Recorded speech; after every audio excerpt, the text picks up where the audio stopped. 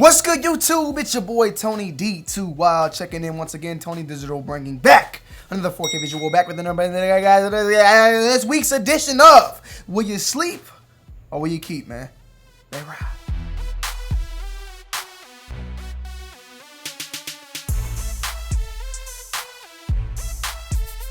Guys, if you haven't already, make sure you guys are subscribed to my secondary channel, Too Wild for TV. That is Too Wild for TV. The links are down below in the description. Go and follow me over on Twitch as well and then enjoy, man. Let's get straight to it. Releasing today was the Nike Dunk SB Magic Mushroom. The Nike Dunk SB Street Sting Water Nike Dunk SB Magic Mushroom. The retail price point was $125. Instantly sold out as always. We know what dunks do at this time, man, and it is what it is. The resale on these things are going for $355, and it's definitely a kiss my ass at this moment. It's something I definitely want to jump into and grab in the near future, and I probably would be okay with spending around $300, but not $355. I don't even think I'm gonna be cool with $300, to be honest. So it is what it is. We also had a rumor tomorrow that the release of the Lebron 8 Low Miami Nights was dropping. I don't think this is the point. I don't think this is actually going to happen. So I would not get your panties in a bunch when it comes to this shoe. I would just keep it moving. You know what I'm saying? I don't think it's dropping. It is what it is. It will be dropping in the future, but not tomorrow. The retail price point on this one is supposed to be around the $180 mark, and that sounds about right with the original or the regular Lebron 8 being a retail price point of $200. So until then, just keep your eyes peeled as more information will come out, and we'll get that Lebron 8 Low Miami Nights pretty soon. I think we'll get those after South Beaches, in my opinion. It's another rumor out there that the Kobe 5 Protro Hall of Fame, the undefeated Kobe 5 Protro, said to be the last Kobe that's going to actually be releasing this year, or I mean ever, because of the contract that happened. So the last Kobe to release is coming this week. Well, rumored to come this week. The shoe itself is releasing. We just don't know yet. Now, from what Sneaker News was saying, it said it was releasing on the 12th, but we do know there's some other shoes releasing on the 12th as well. I think they're going to hold off on this one, but you can keep your eyes peeled. You never know. That launch calendar can always update. It may be already updated by the time this video drops. I don't think it's going to be releasing then, but Sneaker News and other sources are saying that it's going to be releasing on the 12th. Retail is said to be $190, so with that being said, be on the lookout. Slam Jam, who we've known collaborated with Nike on the SB, or I think it was just the Dunk High. I don't know if it was an SB or not. They did a high top dunk. They are now collaborating with New Balance on a pair of sneakers. The New Balance 991 Slam Jam collaboration will be dropping very soon. The release date on that is May 13th, so keep your eyes peeled. I can definitely say that this is a nice colorway. A very subtle, neutral, you know, grays, dark grays, and a little bit of white here and there on a 991. One of my favorite models of the New Balance series. I'm not a big New Balance guy, but when it comes to New Balances, 991s are one of the pairs that I actually like a lot. So for it being a New Balance 991 as well as a Slam Jam collaboration, I expect these to do pretty well. I expect these to not be as easy as you would think to get. So if you want to get your hands on it, keep your eyes peeled, because supposedly these are releasing on the 13th. We have releasing on the 14th the Reebok Question Low Green Toe. We've seen more and more Reebok Question Lows dropping throughout the year. I got a pair myself, the Oatmeal, which I love. Great colorway, great quality as always. And now we're seeing a low top in the green toe, kind of a Celtics type of green, dropping on this upcoming 14th. Retail price point is supposedly set around $120.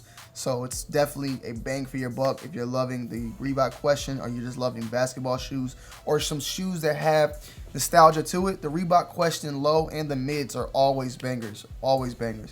But the low top, it's nice. It looks good. It doesn't look bad as a low top shoe. It looks like it could be, I mean, it is its own shoe, but if it was to release as a low instead of a mid, it's just as good.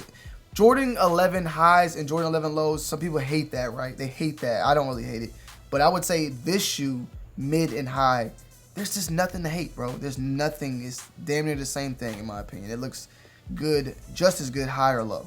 On the 15th, we have another pair of New Balance 550s dropping, and this is that model that we've been seeing a lot, getting a lot of hype, you know what I'm saying? And this one is in a multicolor. The retail on these are $110. I have yet to get my hands on a pair of the 550s. The collaborations they've had of that vintage type of look, the Yama and De Leon, I forgot how to say her name, forgive me. But I love that vintage collab that had dropped recently. Then they dropped this some regular inline colorways, and then now we have even more dropping in the multi.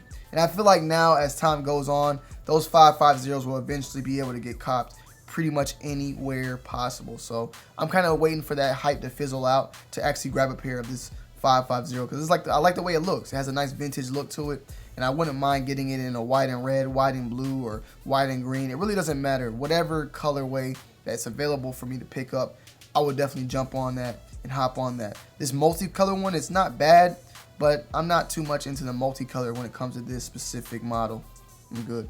Then we also have releasing on the 15th, Reebok is coming out with another banger of the Club C in the Power Rangers colorway. Yes, you heard it correctly. Power Rangers and Reebok are collabing on a sneaker, and that is of the Club C. The Club C has been one of the most collabed, shoe from Reebok, in my opinion. I mean, definitely being collabed a lot with the BBC, the ice cream collaboration we've seen of the past.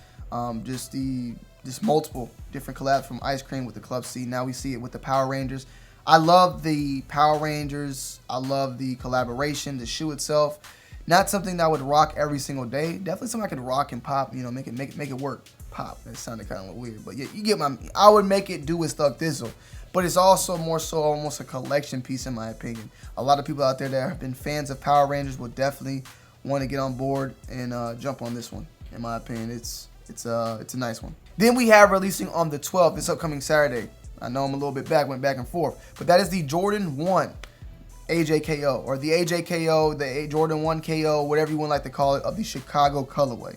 This shoe right here is retailing, I think, at a price point. I think it's retailing at, let me see, I'm looking at $140. Releasing on the 12th, 10 a.m. on sneakers. I expect this to sell out.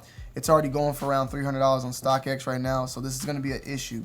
And let me tell you something. I'm going to mention this already before. When I talk about how much a shoe is going for, I'm not talking about anything on being a reseller. I'm not telling you, oh, it's going for $400, so y'all need to go buy it to resell it. I'm telling you guys the resale price point to give you an idea of what you need to expect when you're going to buy it. If it's going for $500, $600 already, then you know when it comes release date that this shoe is going to be botted up. Tons of people trying to get it. You should already have your eyes peeled and know that you're going to face some obstacles. If the shoe is not selling for nothing, not reselling for nothing, I'm not telling you not to buy it. I'm telling you that you have a better chance to get it. So I mentioned in the Jordan 7 Flint that, that shoe might brick. Guess what? I still bought it. I still got it. I kept it. I'm not telling you that it's going to brick, so don't get it. I'm telling you that if it was going to brick, you have a better chance to get it. I don't speak and nor do I talk through my reviews for a reseller. I'm not a sneaker YouTuber reseller channel. Go check out your keep and selling or whatever sells, or should I buy or should I flip, so whatever the hell, those type of videos. Those are for the people that want to flip and make money doing sneakers. I buy and do that sneaker stuff for personal, for what I like, and cop what I like. Some things I do cop for the review. I cop things for the review to give to you guys, because not everything I'm going to keep. I can't keep I already got 400 shoes now. But let me just say that now, that when I speak about a resale price, I'm speaking from the demand. If it's a high resale, more than likely it's going to be a high demand. It just correlates majority of the time. This shoe is reselling right now for, let's just take a look.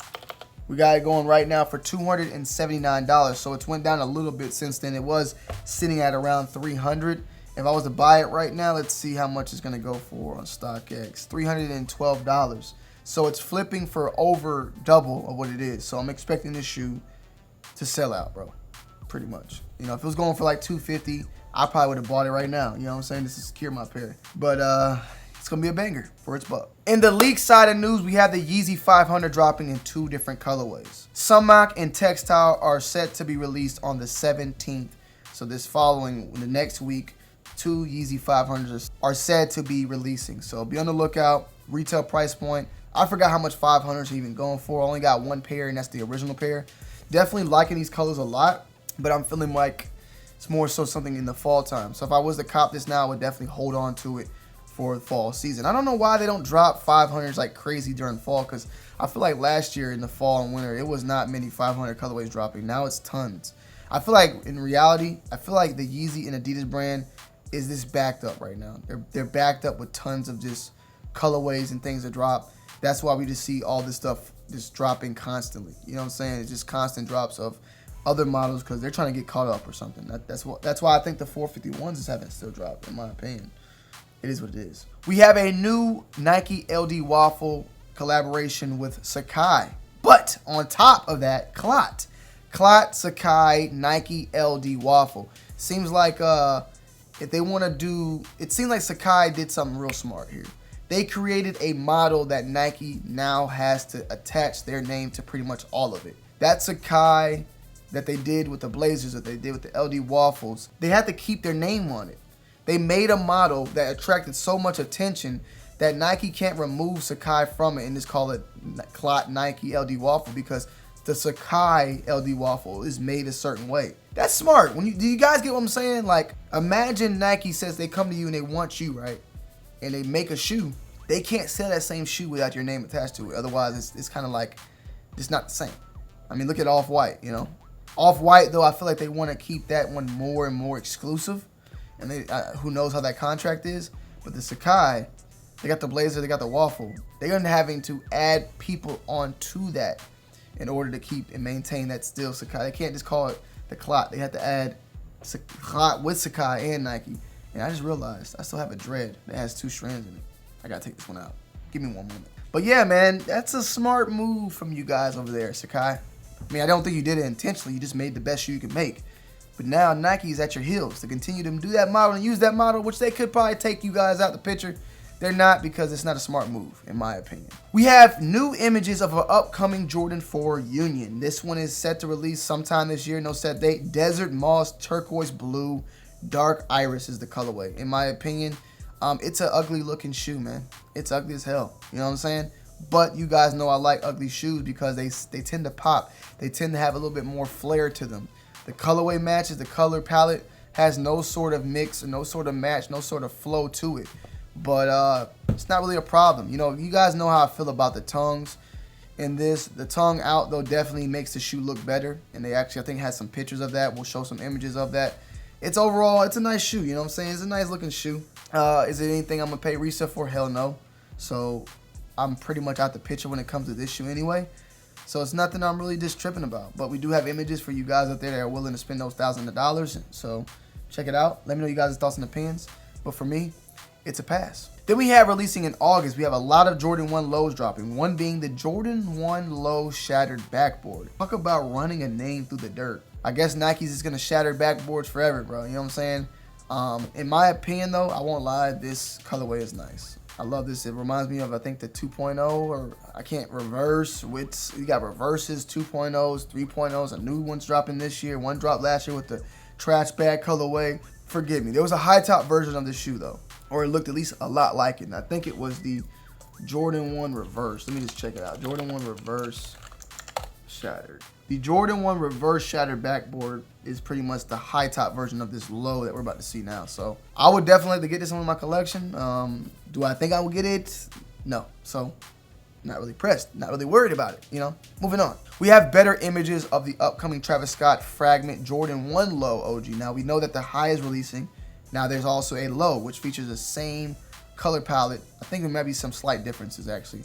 I'd like to check. They did it very similar to how they did the Jordan 1 High Travis Scott versus the low. They did, you know how they're very similar in some ways, but the colors are a little bit different, swapped around. Very similar, it seems like, features when it comes to the low. And this is also set to release in the fall. So be on the lookout when it comes to this. And yeah, be on the lookout. This is cool. It looks a lot like the Obsidian. And it's like a Gogeta shoe. You got Vegeta and you got Goku formulated together when you got Fragment and Travis Scott. I mean, what you're trying to make a damn, you know, it's crazy. It's crazy. Then we have releasing on June 19th the Jordan 4 Oreo, or the white Oreo they call it.